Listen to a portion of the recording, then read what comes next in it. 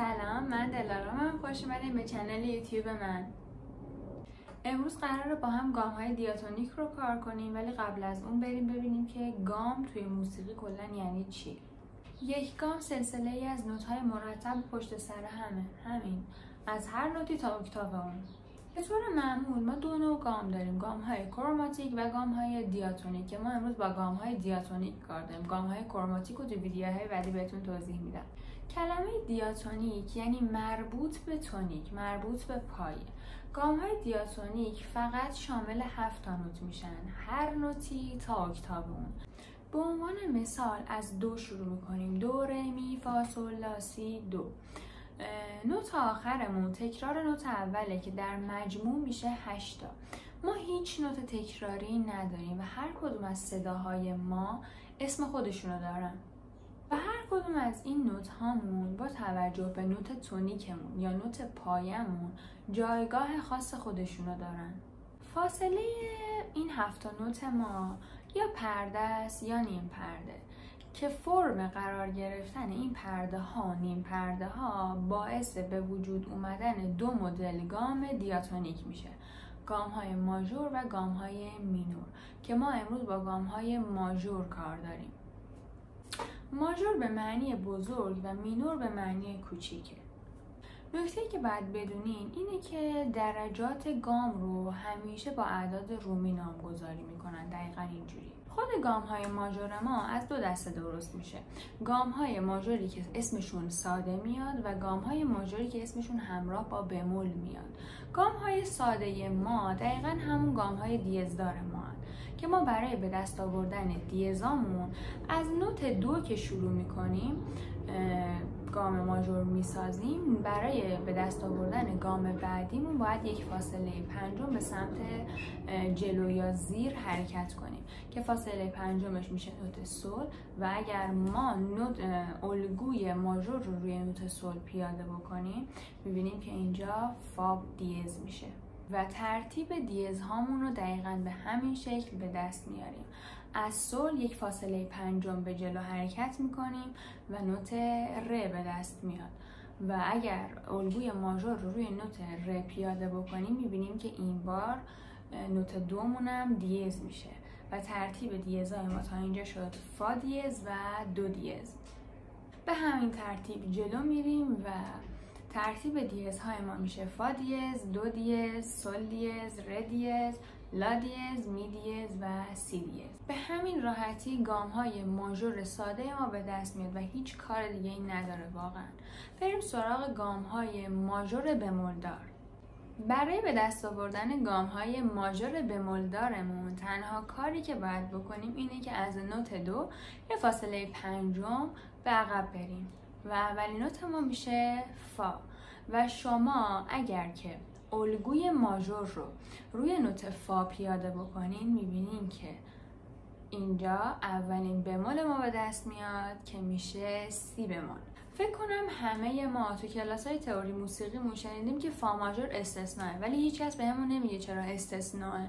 اصلا چرا ما باید این بره تو کلمون که فا ماژور استثناء، چه فرقی با بقیه گام ها داره؟ تنها فرقش اینه که من بهتون گفتم گام های ماژور ما یا اسمشون ساده میاد یا اسمشون با بمول همراهه، ولی فا ماژور تنها گامیه که اسمش ساده میاد ولی بمول داره. این دلیل مستثنا بودن گام فا ماژوره. از نوت دو یه فاصله پنجم به عقب حرکت کردیم و از نوت فا الگوی ماژورمون رو که پیاده کردیم اولین بمول ما به دست اومد سی بمول. به همین راحتی.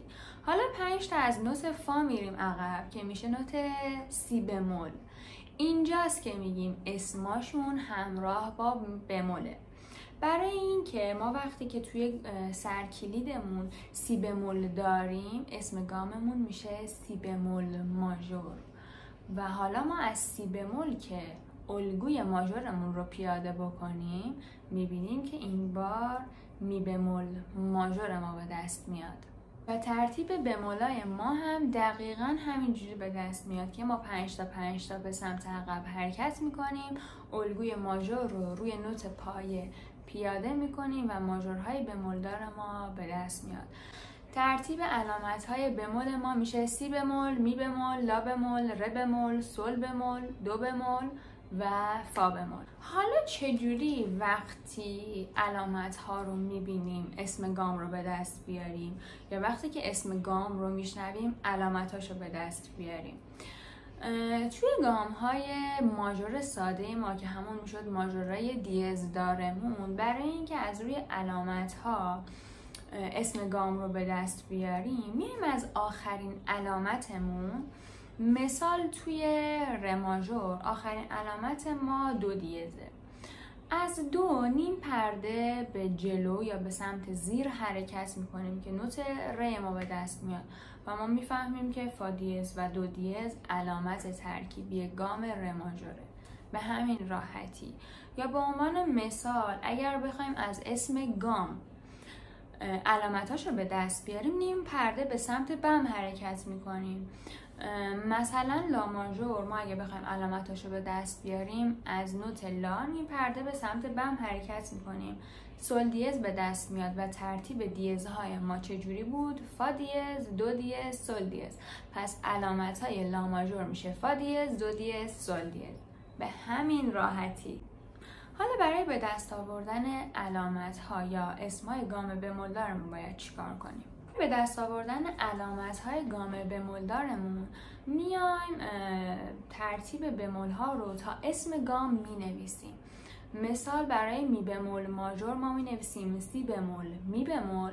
به می بمول که رسیدیم که اسم گاممون بود، یک بمول بعدیش هم میذاریم که میشه لا بمول و میفهمیم که علامت گام می بمول ماژورمون هست سی بمول، می بمول و لا بمول.